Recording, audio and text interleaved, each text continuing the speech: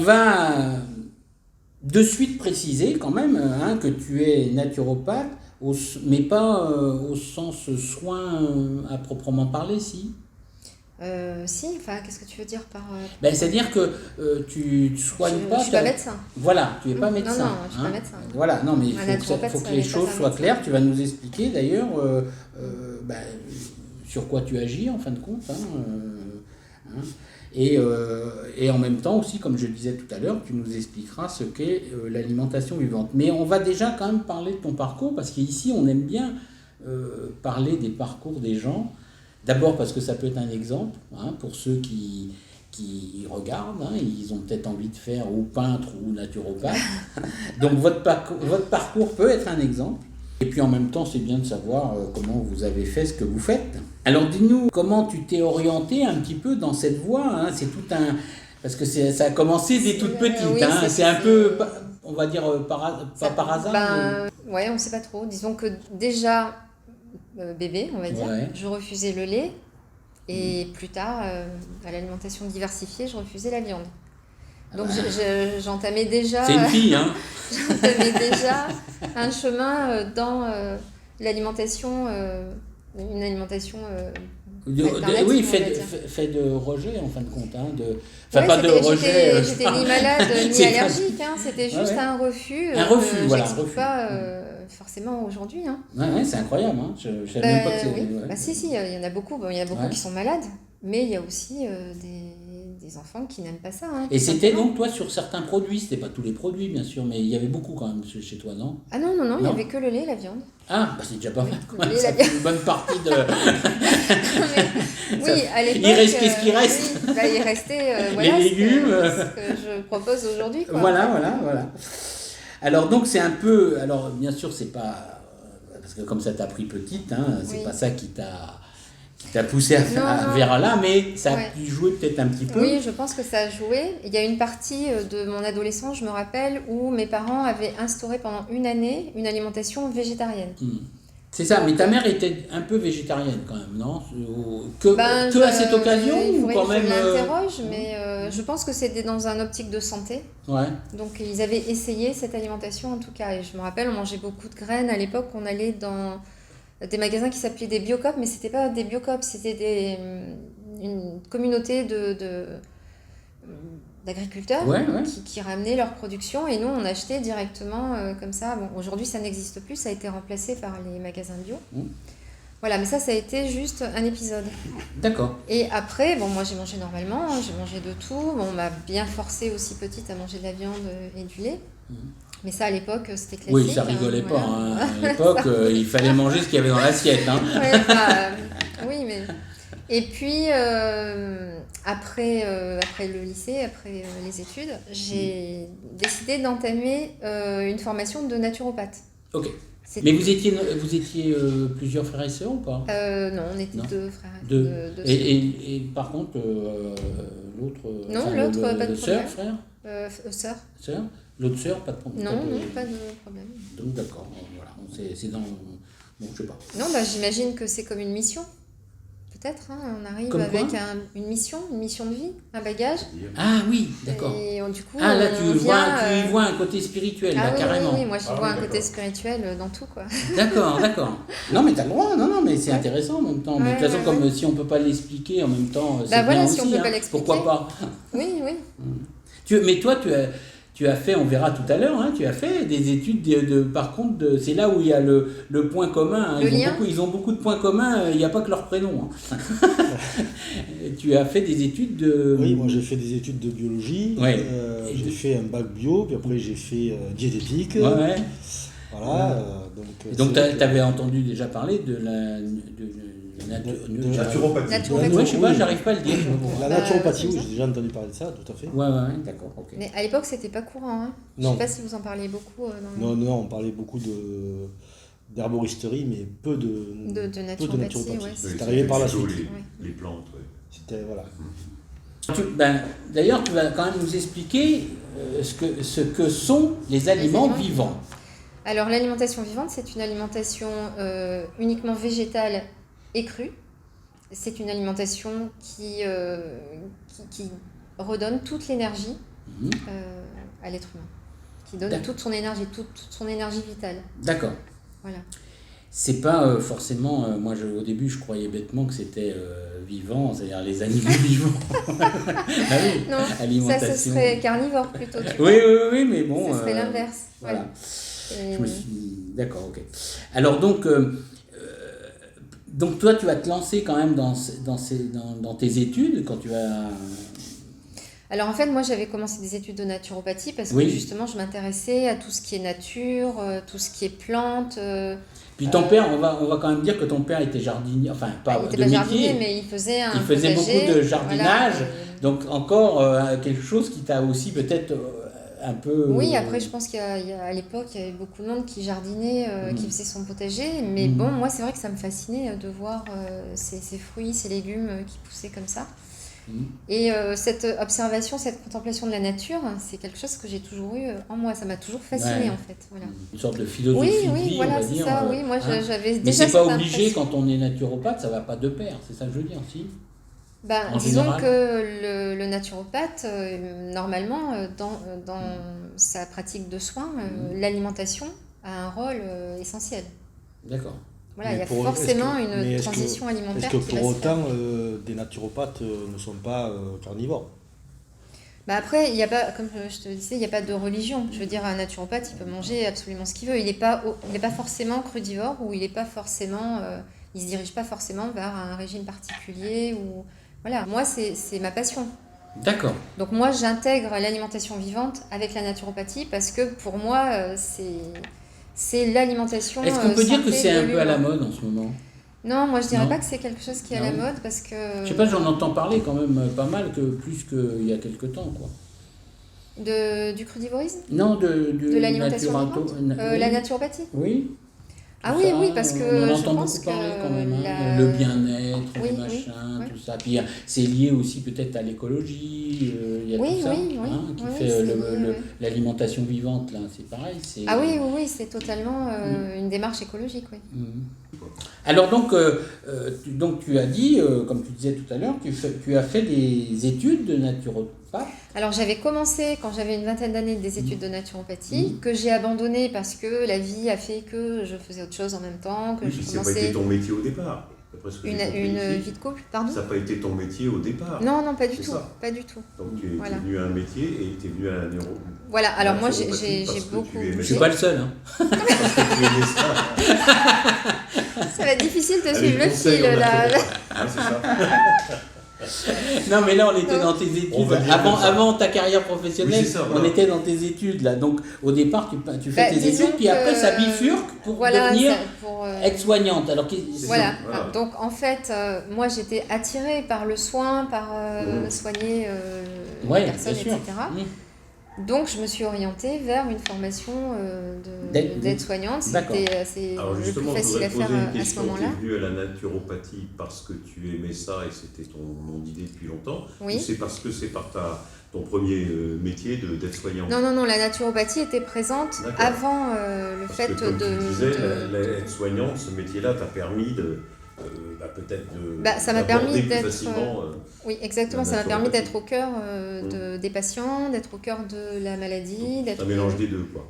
Voilà. Tu avais une volonté au départ de soigner, que ce soit par la nature ou que ce soit dans le soin classique, voilà. Et puis donc tu as un petit problème de santé qui fait que donc tu vas être obligé d'arrêter l'aide-soignante, enfin. Ouais. Alors, il faut savoir qu'être-soignante, c'est un métier qui est quand même très difficile, physiquement et moralement. Voilà. Et j'avais anticipé le fait que je ne pourrais pas faire ça encore sur du long terme. Voilà. Et donc, j'ai repris à ce moment-là les études de naturopathie. D'accord. Voilà, c'est ça. Ok. Et donc là, j'ai fait en parallèle les études de naturopathie et je continuais mon métier d'aide-soignante. D'accord. Voilà, et c'est ensuite que j'ai eu, alors on va dire un accident plus qu'un problème de santé, parce que c'est pas une maladie en fait, qui a fait que j'ai été obligée d'arrêter je crois de faire aide-soignante. Et donc, tu en as fait ton métier de naturopathe, tu t'es installée. Oui, du coup, je me suis installée en tant qu'auto-entrepreneur. Voilà. D'accord. Voilà. Et donc là, tu vas... c'est depuis combien de temps ? Alors moi j'ai repris la naturopathie en 2015, voilà, et je me suis installée en tant qu'auto-entrepreneur en 2020. D'accord, oui, c'est pas très vieux. En plus, t'es pas tombée dans la bonne période. Non, je suis pas tombée. Sûr, mais COVID, si tu veux, en même temps que j'apprenais, j'avais aussi des personnes avec qui je pouvais quand même m'entraîner sur des petites pathologies, des symptômes. Alors, comment ça se passe? Les gens te contactent te consulter. Oui, voilà, c'est des consultations. Alors, tu as une partie, on va dire, consultation, oui, voilà, c'est ça. de soins, je sais pas si... Consultation, de consultation. En fait, la naturopathie, elle s'adresse à toutes les personnes qui veulent améliorer leur état de santé, le conserver pour celles qui vont bien, le restaurer, le réparer par des moyens naturels, par toutes les méthodes naturelles, par tout ce que la nature nous donne. Alors on est bien d'accord, par tout ce que la nature a prévu pour nous. Ça, c'est une consultation. Tu ne prescris rien? Ah non, on ne prescrit rien. D'accord. Et donc, si ce n'est des plantes. Oui. Voilà, des plantes, des huiles essentielles. Médicaments, non, justement. C'est des gens, alors les gens qui te consultent, c'est des gens qui sont malades ou Oui, ça peut être des gens qui sont malades, ça peut être des gens qui veulent aller mieux, dans le sens de se récupérer de l'énergie, être moins fatigué, moins stressé, moins déprimé, mais aussi qui veulent soigner des symptômes que la médecine n'arrive plus à soigner. Alors, justement, Richard, il digère très mal sans arrêt, il digère. Donc il peut venir te consulter. Alors, mais oui, avec plaisir. Tu changeras son alimentation. Voilà, c'est ça que j'allais dire. C'est-à-dire que le but, c'est quand même de changer l'alimentation. Le but, c'est de... Le mode de... Oui, pas le mode, mais le... oui, l'hygiène de vie. L'hygiène de vie. Voilà, c'est ça. Donc, le but, c'est pas de faire une transition brutale. Le but, c'est d'amener la personne à transformer tranquillement une alimentation sans que ce soit fait dans oui, c'est là où ça rejoint l'alimentation vivante, là, c'est ça? Voilà. Ce que je propose, c'est la personne qui veut améliorer sa santé, elle va commencer par rajouter des choses dans son alimentation, des choses énergétiques, par exemple comme les jus de légumes. Donc les jus de légumes, ça va vous amener très rapidement une énergie incroyable. Ça va permettre au corps d'avoir un élan. Je propose les jus, on va parler que des jus de légumes par exemple. Je propose de varier les jus, de ne pas faire du jus de carotte par exemple pendant un mois, tu vois. Ça serait monotone au bout d'un moment et puis ça n'apporterait qu'une partie des vitamines. Ce qu'il y a de bien, c'est... Rose. Ce qui est aussi intéressant, c'est que tu fais des ateliers, justement, pour alors là, ça s'adresse plus largement à tout le monde, bien sûr. Alors là, ça s'adresse parce que même on n'a pas besoin d'être malade, je veux dire, comme tu disais, simplement pour les gens à qui ça plaît ou qui ça intéresse. Donc on peut aller dans tes ateliers et en quoi ça consiste alors ces ateliers? C'est des ateliers qui durent 3 heures à peu près. Ah oui, quand même. Oui, où là 3 heures d'affilée, tu veux dire? Oui, 3 heures d'affilée. Ah oui, quand même. Ouais.